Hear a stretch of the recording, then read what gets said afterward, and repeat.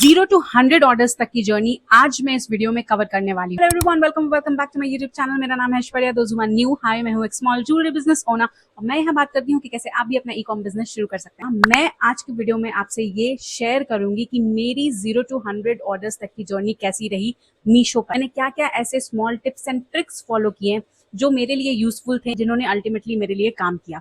तो इन सारी चीजों के बारे में आज के वीडियो में हम डिस्कस करेंगे। अब सबसे पहली चीज जो मैं यहाँ पे आपको सजेस्ट करना चाहूंगी वो ये है कि आप किसी भी ई कॉमर्स प्लेटफॉर्म पे जब इनरोल होते हैं, जब आपकी ऑनबोर्डिंग होती है, जैसे कि मीशो, फ्लिपकार्ट, अमेजॉन, एनीथिंग, तो सबसे पहले आप उस ऐप को गो थ्रू करें। आप देखें कि उस ऐप में लिस्टिंग और फोटोज अपलोड करने के अलावा भी कितने सारे ऑप्शंस आपको दिए गए हैं, जैसे कि एडवर्टाइजमेंट, जैसे कि इन्फ्लुएंसर मार्केटिंग, जैसे कि प्रमोशंस, डील्स में पार्टिसिपेट करना, वहां पे किस तरीके से कूपन्स को ले सकते हैं। सारे लोग मुझसे डेली बेसिस पे जब बात करते हैं तो वो कहते हैं कि एक एक महीने तक उनको जो ऑर्डर्स नहीं आए और उनको किसी भी फीचर्स के बारे में पता ही नहीं था कि वहां पे क्या हो रहा था। ये कोई फिक्स टाइम नहीं है कि आपके ऑर्डर्स कितने दिन में आएंगे, पर एटलीस्ट जब आप कोशिश करते हो तो एल्गोरिदम आपको नोटिस जरूर करता है। इसीलिए मैं हमेशा कहती हूँ कि अपने अकाउंट पे आप अपनी एक्टिविटी को बना करके रखें। तो सबसे पहली बात तो ये है कि आपको अपने अकाउंट को देखना है कि वहां पे क्या क्या इनबिल्ट फीचर्स दिए गए हैं। मीशो पे आपको प्रमोशन वाले सेक्शन, आई रिपीट, प्रमोशन वाले सेक्शन को टाइम टू टाइम चेक करते रहना है, क्योंकि ये ऐसा सेक्शन है जहां पे आपको डील्स के बारे में पता चलते रहेगा, जहां पे ब्लॉकबस्टर डील्स आते हैं, महा मेगा सेल ऑफर्स आते हैं, जो अभी चल भी रहा है। जो भी सेल इवेंट्स आते हैं जो मीशो के तरफ से होता है, उसमें आपको अपने कैटलॉग्स को पार्टिसिपेट करवाना है।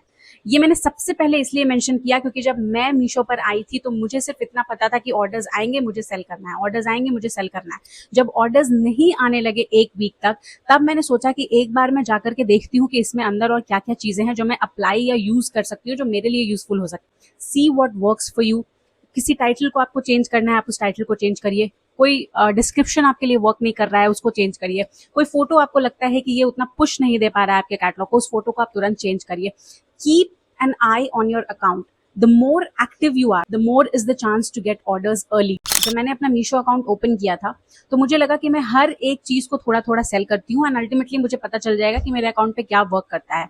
लेकिन इस तरीके से मुझे ज्यादा प्रॉफिट नहीं हो रहा था, ऑर्डर्स तो आ ही नहीं रहे थे और मुझे समझ में नहीं आ रहा था कि गलतियां कहाँ हो रही हैं, बिकॉज मैंने बहुत सारी चीजें रखी थी, ब्रेसलेट भी रखा था, इयररिंग्स भी रखे थे, नेकलेसेस भी रखे थे, सारी चीजों की लिस्टिंग करी थी। अल्टीमेटली जब मैंने उसको कट डाउन किया, डेली वेयर वाली ज्वेलरी पे फोकस, मेरे अकाउंट की यूएसपी डेली वेयर ज्वेलरी ही है, तो जब मैंने उस पर फोकस किया तब एल्गोरिदम को धीरे धीरे समझ में आने लगा कि what is my account all about. इसीलिए मैं हमेशा सजेस्ट करती हूँ, why I stress on this fact enough, हमेशा बार बार, कि एक कैटेगरी में जाएं, एक चीज को सेल करने की कोशिश करें, उसको रन कराने की कोशिश करें। जब 2-3 महीने बाद एल्गोरिदम सेटल हो जाता है, तब आप अपने अकाउंट के साथ थोड़ी बहुत चीजें कर सकते हो। But first start with one category. अब 0 to 100 ऑर्डर्स के लिए जब आपका अकाउंट फ्रेश होता है, जब आपने फ्रेश अपना अकाउंट बनाया होता है, जब एक भी ऑर्डर्स आपके नहीं आए होते हैं, उस टाइम पे अगर आपको लगता है कि आपके अकाउंट को एक पुश की जरूरत है तो आप ऐड लगा सकते हो। आप 1 दिन के लिए ऐड लगा सकते हो, 2 दिन के लिए लगा सकते हो, मैक्स टू मैक्स 2 दिन के लिए, बिकॉज 300 रुपीज जो है वो मिनिमम बजट होता है मीशो का 1 दिन ऐड लगाने के लिए। आप 1 दिन ऐड लगाइए और उसको अपना इन्वेस्टमेंट ही मानिए। This is a part of your promotion, your investment. आपको जरूर सजेस्ट करूंगी कि आप एक बार वहां पे ऐड लगाएं। एक बार जो हल्की सी पुश होती है वो आप अपने अकाउंट को दें। ये मैंने किया था, मुझे सच में बहुत फायदा मिला था। मुझे मीशो ने 2700 रुपए का एड क्रेडिट दिया था ऑलरेडी, जिसको मैंने बहुत अच्छे से यूज किया था। लास्ट में मुझसे एक गलती हुई थी, मैं उस एड को बंद करना भूल गई, तो उसका एंड डेट डिसाइड ही नहीं हुआ। जब मैंने देखा कि मेरे बहुत सारे पैसे अचानक से कट रहे हैं और मैं जाकर के मैंने एडवर्टाइजमेंट का सेक्शन चेक किया, तो मुझे पता चला कि एडवर्टाइजमेंट्स लगातार चल रहे हैं। तो ये मिस्टेक आपको नहीं करना है। जब भी आप एड लगा रहे हो, एक एंड डेट का ऑप्शन आता है, वहां पे जाकर के आपको एंड डेट डालनी ही डालनी है। आप 24 घंटे का एंड डेट डाल लो, नेक्स्ट डे का एंड डेट डाल लो, डे आफ्टर का नेक्स्ट डे डाल लो, पर आपको वो डिसाइड करके ही प्रॉपर तरीके से ऐड लगाना। Next, very important, listing. आप अपने अकाउंट पे धीरे धीरे करके लिस्टिंग करें।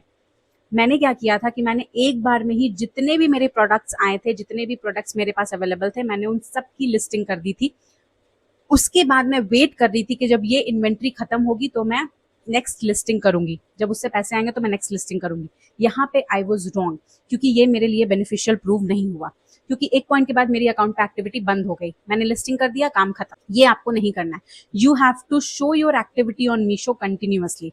अगर कंटिन्यूअस आप नहीं भी हो, फिर भी अकाउंट बनाने के कुछ समय बाद तक तो आपको एक्टिविटी वहां पे दिखानी पड़ेगी। इसको आप धीरे धीरे करके लिस्टिंग करिए। मान लीजिए आपके पास 50 प्रोडक्ट्स हैं जो आप अभी लिस्ट करना चाहते हो, तो आप 5 प्रोडक्ट आज लिस्ट करो, 10 प्रोडक्ट सुबह में करो, 10 प्रोडक्ट शाम में करो, फिर 2 दिन रुक करके आप अगले दिन करो। तो इस तरीके से धीरे धीरे जब आप लिस्टिंग करोगे तो आपकी एक्टिविटी वहां बनी रहेगी। एल्गोरिदम को ये मैसेज जाएगा कि ये अकाउंट एक्टिव है, ये लगातार लिस्टिंग कर रहा है, इसके प्रोडक्ट्स जो हैं उसको रैंक करवाना चाहिए। इस हिसाब से चीजें आपके फेवर में वर्क कर सकती। अब आपने बहुत टाइम तक एक प्रोडक्ट वहां पे लगाया हुआ है और उसके बिल्कुल भी ऑर्डर्स नहीं आ रहे हैं, ₹5 ₹10 आप घटाने की कोशिश करिए। अगर वो ट्रिक भी नहीं काम कर रहा है तो आप डेफिनेटली उसका जो मेन इमेज है उसको चेंज करने की कोशिश करिए। If a product is not working और अगर उसके ऑर्डर्स नहीं आ रहे हैं और आपको लगता है कि उस प्रोडक्ट में बात है, तो आप उसको थोड़ा सा पुश करने के लिए उसके टाइटल, डिस्क्रिप्शन, फोटोग्राफी, इन सारी चीजों में आप थोड़े बहुत चेंजेस कर सकते हो। अब एक और इंपॉर्टेंट चीज, प्राइसिंग स्ट्रैटेजी। मैं आपको अपने साइड से और अपनी जर्नी के थ्रू ये सजेस्ट करूंगी कि आप सबसे पहले लो मार्जिन से शुरू करें। बहुत सारे लोग ये पूछते रहते हैं कि कितना प्रॉफिट परसेंटेज आप लगाते हो, कितना प्रॉफिट आप अर्न करते हो। तो मैं उनको हमेशा यही बोलती हूँ कि जितना आपके पास इन्वेंट्री है, जितने आपके प्रॉफिट मार्जिन है, आप अपने हिसाब से उसको कैलकुलेट कर सकते हो। It's very subjective. मैं आपको ये सजेस्ट करूंगी कि आप पहले लो मार्जिन से शुरू करें। लो मार्जिन से जब आप शुरू करोगे तो लोगों में वो फेथ डेवलप होना शुरू होगा, लोग वहां पे ऑर्डर करना शुरू करेंगे, लोग आपको, अगर आपके प्रोडक्ट में वो बात है तो लोग रिव्यूज देना भी शुरू करेंगे। जब आपके फेवर में सब चीजें आ जाएंगी तो आप धीरे धीरे करके उसका प्रॉफिट मार्जिन बढ़ा सकते हो। मेरा एक रनिंग प्रोडक्ट है, एक ऑक्सीडाइज झुमका है। मैंने जब स्टार्टिंग में शुरू किया था तो उसका प्राइस मैंने बहुत ही कम रखा था। Of course it was not a loss policy, मैं फिर भी फायदे में ही थी, लेकिन मैंने उसका प्रॉफिट मार्जिन कम रखा था क्योंकि मुझे उसका पोटेंशियल पता चल गया था। मुझे पता था कि वो रन करेगा ही करेगा। तो एक दिन में मुझे उसके 12 ऑर्डर्स आ गए। That was my turning point of being confident about my business. तो मुझे लगा कि ये चल जाएगा। तो मैंने धीरे धीरे करके, जब भी सेल आने वाला रहता था तो मुझे पता था कि मुझे इसमें डिस्काउंट लगाना पड़ेगा, तो उससे 10 दिन पहले मैं उसका प्राइस थोड़ा सा बढ़ा देती थी ताकि सेल में मुझे लॉस ना हो। तो प्राइस के साथ जब आप खेलना सीख जाते हो ना, तो बहुत सारी चीजें आपके लिए इजी हो जाती है, अनटिल आप लॉस में ना जाओ। अब एक जो सबसे इंपॉर्टेंट और सबसे बड़ी गलती जो मैंने अपने अकाउंट पे की थी, मैंने जो है अपने रनिंग प्रोडक्ट को नहीं समझा था और मैंने उसको आउट ऑफ स्टॉक कर दिया था 3 महीने के लिए स्ट्रेट। आई मीन उस पर रेटिंग अच्छी थी, उसकी रेटिंग 4.2 थी, लेकिन मेरे पास वो प्रोडक्ट नहीं था समहाउ। तो मुझे लगा कि मैं दूसरी लिस्टिंग कर लूंगी एंड किसी तरह उसको चला लूंगी, but I was so wrong. जब तक आप अपने उस रनिंग प्रोडक्ट को नहीं चलाते हो तब तक चांसेस आर वेरी लो कि मीशो आपको दोबारा आप पे ट्रस्ट करके आपको ऑर्डर्स देगा, क्योंकि जब उसने आपको एक बार ऑर्डर्स की अपॉर्चुनिटी दी तो आपने उसको ग्रैब नहीं किया। आपका प्रोडक्ट रनिंग हो जाता है और आपको लगता है कि इसमें पोटेंशियल है, अगर वो अभी रनिंग नहीं भी है फिर भी आपको लग रहा है कि रोज एक दो ऑर्डर्स तो इस पे आ ही रहे हैं, तो जरूर से जरूर उस प्रोडक्ट को आप अपने अकाउंट पे कंटिन्यू करें। यू नेवर नो कि कब उस पे 100, 200, 250 ऑर्डर्स आने लगेंगे। तो जरूर आप कोशिश करें कि आप उस प्रोडक्ट को एटलीस्ट मेंटेन कर लें। अब मैंने ओवर द ईयर्स जो अपने जर्नी से सीखा है और जो 0 to 100 ऑर्डर्स तक स्पेशली जिसने मेरे लिए काम किया है, वो ये है, जब भी आपको प्रमोशन सेटिंग में पता चले कि कोई सेल आने वाला है तो उससे पहले ही आप ट्राई करें कि आप अपने अकाउंट पे एक बार ऐड चला ले, ताकि आपका जो आपके अकाउंट की विजिबिलिटी है वो बिल्कुल स्ट्रांग हो जाए, आपका अकाउंट जो है वो रैंक करे फर्स्ट 2 पेजेस पे। तो उसके लिए आप जरा सा ऐड चला लो। That is the best time to put ads on your account. ये हो गई पहली चीज। दूसरा हो गया, आप फ्लेक्सी एड्स को बहुत अच्छे से यूटिलाइज कर सकते हो। आपके पास ये फ्लेक्सिबिलिटी होती है कि आप कितना डिस्काउंट लगाना चाहते हैं। तीसरी चीज ये हो गई कि आप रिव्यू रेटिंग हर महीने एक फिक्स कर लो कि मुझे इतने रिव्यू रेटिंग्स करवाने हैं अपने फ्रेंड्स एंड फैमिली से। जब आप ये करते हो तो आपके अकाउंट पे विजिबिलिटी बनी रहती है, क्योंकि अकाउंट बूस्ट होता है। जिस अकाउंट पे रिव्यूज रहते हैं, रेटिंग्स रहती है, उस अकाउंट को मीशो यूजुअली भी बूस्ट करता है। तो ऑर्डर्स आने के लिए और अच्छे ऑर्डर्स आने के लिए रिव्यू रेटिंग पे हमेशा आपको फोकस्ड रहना है। धीरे धीरे करके अपने न्यू कलेक्शंस को इंट्रोड्यूस करते रहना है। अकाउंट को बिल्कुल ही डेड नहीं करना है लिस्टिंग के मामले में कि एक बार मैंने अपलोड कर लिया, आप दोबारा जब तक सब नहीं बिकेगा तब तक मैं कुछ अपलोड नहीं करूंगी। ये गलती आपने नहीं करनी है।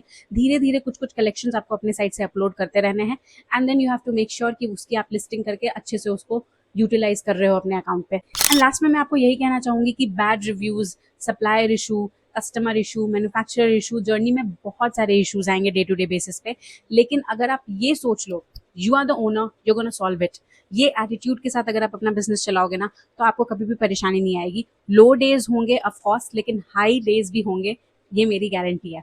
तो अगर बिजनेस को चलाना है और पूरे मन से चलाना है तो ये स्ट्रैटेजी आप फॉलो करो जो मैंने आपको वीडियो में बताई है। बहुत सारी चीजें हैं, इनबिल्ट फीचर्स हैं, अंदर जाकर के जब आप देखोगे तो you will get an ocean of everything जो भी आप सर्च कर रहे हो। तो उसको यूटिलाइज करना बहुत जरूरी है सबसे पहली बात तो। एंड ऑफ कोर्स अगर मैं कर सकती हूँ तो आप डेफिनेटली कर सकते हो, ये बात मैं आपको हमेशा बोलती हूँ। तो इसी के साथ करते हैं वीडियो को एंड। ये थी मेरी 0 to 100 ऑर्डर्स की जर्नी। आई होप आपको वीडियो पसंद आई हो तो लाइक शेयर कमेंट सब्सक्राइब जरूर कर दीजिएगा। Till then bye bye.